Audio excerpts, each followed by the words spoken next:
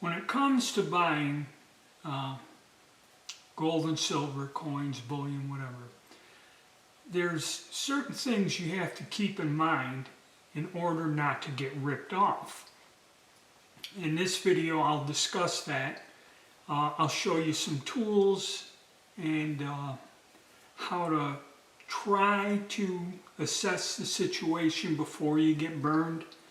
And then in future videos, I'll demonstrate how to use said devices. The one thing that I think most people skip over or don't mention and is extremely important is the best tool you can use to prevent making a mistake, buying a bad item, or buying something at the wrong price is right here. Use your head. Okay? And it doesn't matter whether you're buying gold and silver, a used car, a home, whatever. You have to educate yourself and understand what you're looking at and what the value of the said item is. Okay? So you don't screw yourself, basically. So the first thing is understand what you're doing. Get as much knowledge in your head. And also use common sense. You know, everyone tells you, well, buy from a reputable dealer or something. Well, generally their prices are a bit higher, and you can find other places where you can catch a deal or a sale, but you have to shop around. You have to know what the value is, and then make a decision. Okay? And if you see something that looks like a fantastic deal, be it on eBay or even when you scroll down on Facebook, because I've been looking at coins and stuff, all of these ads will pop up because the AI follows me online. And there will be legitimate companies advertising something they're selling or have on sale, and there will also be things that are blatantly fake. What do I mean? Okay, Silver Eagles. Alright. Right now, currently today, a Silver Eagle goes for about 40 bucks. Alright, let's just $40. So you're going down on Facebook and you see somebody's got, hey, Silver Eagles on sale. Okay. You go to the website, they're $19.95 or $20. They didn't even change the price from when silver was low. And then it says, well, if you buy at that price, if you buy, which is a good price, 20-some dollars compared to $40, all right? So you're like, wow, man, these people are selling this stuff cheap. And then when you see, if you buy 20 of them at that price, you get 10 free or something like that. Whenever you see something like that, is not how precious metals are sold. That is a blatant fake, and you'll end up with one of these. And we'll look at this later. And that. And, there are people that think they're getting a deal, buy 100 of them, and then go try to sell them. And this is where you find out. There was one video Yankee Stacker or something made, and he hangs out in one coin shop with that fellow with the white hair. And most of his videos are just people hanging out in the shop talking about this particular topic. And a guy comes in, was trying to sell some stuff, and he reaches in his shirt pocket and he pulls out, it was a 1-ounce Perth mint in a essay card. And the old fellow looks at it, measures it with a ruler, and then goes and puts it on one of the basic Sigma machines, and it shoots way off the side. Okay, it's fake. Then he's like, oh, I'm covered. eBay, I can send it back on eBay. eBay is another weird place, and I made a video on it. We'll talk about it more, but anyway, yes, and if you do complain to eBay and can prove it, and it's pretty definite, they will issue you a return label and you send it back, okay? So that's true. So let's go over, I made a video about these tools, but I'm going to tell you about all the tools from the basic simple ones up to a highly expensive Sigma Metalytics tester, okay? And you can gather these, but the first tool is, like I said, right in here, use your head, okay? Know something about what you're buying, know what the market is, know what the value is, and if something looks suspicious, chances are it is, okay? Because with the volatility and how the market is, fakes are coming in by the ton and they're getting better, okay? I mean, that's how these people make a living, is making a passable fake. So we'll go over the tools real quick and wrap this up. Okay, after the first basic tool of having some thoughts in your head or some idea what you're doing, the next thing is, and I make a suggestion, I haven't seen anybody say this. It's a notebook, this is a pen. We're going to go look at a 1/20th of an ounce gold coin, a gold nugget, Australian gold nugget. Go online or go to a reference book and you make yourself little cheat sheets in here, okay? That the weight, thickness, diameter, the measurements, the actual physical measurements. I put it in a little notebook and I'm not going to be buying Zimbabwean $50, but just get it down for what you're interested in, be it a 20th ounce, 10th ounce, gold coins, silver coins, these Philharmonics, they all have set dimensions. Make yourself a little cheat sheet and set that aside. Alright, next basic tool, we have two coins here, Philharmonics. Okay, one is a real bad fake and one is a good coin. Now another thing is you should have a collection of fakes. Any decent collector or whatever, you should accumulate, like I've been doing, a collection of fake bullion. I got fakes on assay cards and these here US constitutional coins. This is a problem. This is more counterfeiting, okay? But why did I spend the money to buy all these fakes? Okay, so you have a reference. When I was saying that, comparing to a real one, and one person goes, well, am I going to have to carry a real 1 ounce gold bar and then hold it next to the one I want to buy and see visually and that? Yeah, in a way, but, if you know what the fake looks like and study it firsthand, then when you run across one and it doesn't seem right or it seems like that, then again, using your head, to be on guard, okay? First tool, this here, this little magnet. Just a little magnet will go on a keychain. I don't know if that's a good idea, but something like this you keep in your pocket because gold and silver should be non-magnetic.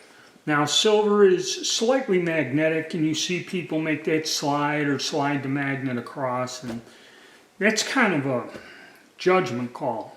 I mean, some of the fake coins that are non-magnetic, the thing slides off, but to do that on the fly at a show or something, I don't know. But, so you got your magnet, you go, hey,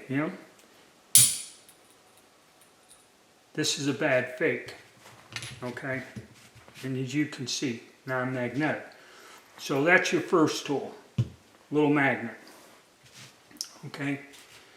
And in going with the magnet, the next tool, and it's not that expensive, is a ping tester. I've done a video, but it's on my other channel on this, and I took this thing and tested it, and you get a app on your cell phone. It's free. you download it. And there's a couple different ones out there, but the app that kind of comes with this, it'll cover most U.S. Constitutional coins. Silver Eagles, Maple Leaves and stuff, I think, are free. Then if you want to get into more specific coins, you have to have a subscription and it costs money. But this is like 30 bucks, something like that, $25, $30 for this. This does work. The only problem with this is if somebody's trying to sell you a fake and you want to take this coin and ping it, they might not let you do it. Or if the coin or whatever is in a case or something, and that's the way a lot of this comes, or it'll be sealed. They do sell these fake bars sealed in the same heavy plastic like you see that's cut out with scissors. So a lot of times you'll find the item to where it'd be after the fact that you bought it, you can try to use this. You may not be able to use this. See, again, that's something else you got to think about. Then, of course, a scale of some sort or a ruler. This one's in millimeters because most of the dimensions are in millimeters. I didn't have one, so I got this. This comes in handy. This is another thing. You can keep this in your pocket. And, you know, like I said, if we had the exact measurements for our two Philharmonics, this one is about, 30... It's about 37 millimeters, where this fake one is 40 millimeters. So that's a dead giveaway. This is wrong. So this is how you would use this tool. Then, of course, with anything, you need a halfway decent scale. Okay? These are available on, I got this on Amazon. It's a nice scale. It fits in your pocket. It works well. It does cover troy ounces and grams, but you want to make sure that the grams, ounces is kind of rough, but you want to make sure the grams go back at least 2 digits, okay, 2 decimal points back. Yeah. So a halfway decent scale, you don't have to get crazy or get something scientific. Then go to Harbor Freight. Okay, these are not that expensive. Calipers, digital calipers. This one you can switch between inches and metric, because sometimes when you look up the older US coins, they won't be in metric. They'll be in inches or thousandths, you know. Yep, I was right, 37 millimeters. So I made a good measurement with this, a rough guess. Okay, another, and you know, your cell phone, okay? And what you do is you get on your cell phone, okay, you have the ping tester software, QR code reader. A lot of stuff now is coming with QR codes, especially in, like you see on the back of this one here, the QR code on this fake, okay? A lot of the fakes, they're putting QR codes on there. So you need a QR code reader, which will help you out. And like I said, common sense. So now we've seen all the basic simple tools, and you can do specific gravity tests and everything else. There's a ton of videos out there that show you how to use them simple tools. But when you want to get the big guns out, or if you are checking a large quantity of stuff, or you wish, like say, I wanted to sell you this coin. And you go, well, how do I know it's real? I can turn this thing on and demonstrate to you that it will show that it is real silver. And it also helps to have a fake to show the person what happens when you put a fake on there, so you know your machine is working or how the machine works. Thing about these things, they're excruciatingly expensive, okay? And you have to kind of justify the need for it. I did, because it gives me the peace of mind. And like I said, if I wanted to sell this, say, to somebody, and they go, well, you're not a coin shop, you're not a dealer. I said, well, I got this thing, I can verify it for you and prove to you that it's 100% good. These machines, for what they cost, and the reason I got it is I will do a video. Are they worth the money? And do they work? There are some issues with this, so stay tuned for the next video, because what we're going to do is try to verify one of those 20-ounce, 1/20th of an ounce coins, and it can be a little tricky on this. Alright, so you really don't have to lay out $1,000 or more for a verification machine unless you feel the need or your volume is that high. You can get by with those basic tools I showed you. Ping tester, scale, you can do specific gravity and everything else pretty much with those tools, okay, to a degree. But unfortunately, generally, how you're buying it, if you're buying online, you have to pay for it, get it, and then look at it. At a flea market or coin show, I really don't know if you can use a ping tester. You may ask the guy to weigh it, but if it's encapsulated or in a plastic holder, or if it's mint stuff, a lot of them you get in that heavy plastic stuff, weighing it can be a problem. So a lot of it could be after the fact. But like I said, the most important and critical tool is being aware. Educating yourself, knowing what you're dealing with, knowing what the market conditions are, and knowing that there are fakes, okay? And sometimes you can just tell from the way the deal's going down that it ain't right, okay? Alright guys, so hit the like button. If you like the content, subscribe. Stay tuned. I'm going to get some more videos up here as the time goes on. Alright, thank you.